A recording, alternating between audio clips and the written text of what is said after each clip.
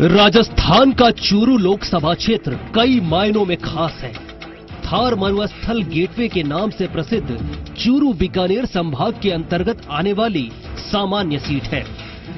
जाटों के दबदबे वाले इस सीट पर यहां के मतदाताओं ने किसी एक पार्टी पर लंबे समय तक भरोसा नहीं जताया। इसका अंदाजा इसी बात से लगाया जा सकता है कि अब तक 12 आम चुनावों में से 5 बार बीजेपी, 4 बार कांग्रेस, 1 बार जनता पार्टी और अन्य दूसरे दलों का कब्जा रहा है।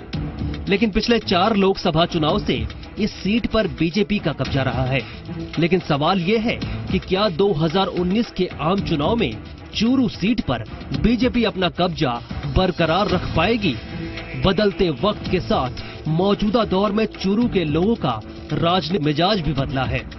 2018 विधानसभा चुनाव में चूरू लोकसभा क्षेत्र के अंतर्गत आने वाली 8 सीटों में से 5 सीट पर कांग्रेस ने कब्जा जमाया है। 1952 से लेकर 1977 तक इस क्षेत्र में जातिवाद या धर्म की राजनीति नहीं होती थी। इस लोकसभा सीट से लगातार महाराजा करणी सिंह जीत हासिल करते रहे हैं। लेकिन 1977 में चूरू लोकसभा क्षेत्र के गठन के बाद बड़ी सियासी पार्टियों ने अपने उम्मीदवार उतारने शुरू कर दिए। 1977 के बाद चूरू में जातिवाद और वंशवाद की राजनीति भी कहीं न कहीं आगे बढ़ती गई। 5 बार तो पिता पुत्र राम सिंह कस्बा और राहुल कस्बा ने इस क्षेत्र का प्रतिनिधित्व किया। इस बार चूरू में बीजेपी के राहुल कस्बा और कांग्रेस के रफीक मंडेलिया के बीच मुकाबला होगा। खास बात यह है कि दोनों ही बड़ी पार्टियां इस बार भी वंशवाद और परिवारवाद से ऊपर नहीं उठ पाई हैं। चूरू सीट जाट बहुल होने की वजह से बीजेपी ने एक बार फिर से जाट उम्मीदवारों पर ही दांव खेला है।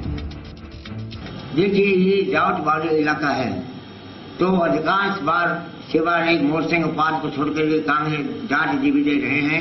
मोर सिंह जी भी उस विजय हुए थे। इंदिरा गांधी की हत्या के बाद कांग्रेस के पक्ष में सहानुभूति लहर चल पड़ी थी तो मोर सिंह जी विजय हुए थे। पार्टियां जो टिकट देती है वो ये समीकरण देख के देती है। पूरे प्रांत में इतने जाटों को दे दिया, इतने राजपूतों को, इतने वैसे, इतने ब्राह्मण, ये आज का हकीकत है। ये आज की चूरू सीट पर 7 लोकसभा चुनावों से जाट उम्मीदवार ही जीतते आ रहे हैं। सांसद राहुल कस्बा की रिपोर्ट कार्ड की बात करें तो संसद में उनकी उपस्थिति 95% रही है। राहुल कस्बा ने सांसद निधि का 49.92% विकास कार्यों पर खर्च किया है। अब देखना यह है कि इस चुनाव में चूरू की जनता राहुल कस्बा पर फिर से भरोसा जताएगी या फिर कांग्रेस वापसी करने में कामयाब हो पाएगी। नरेंद्र राठौड़, जी मीडिया, चूरू।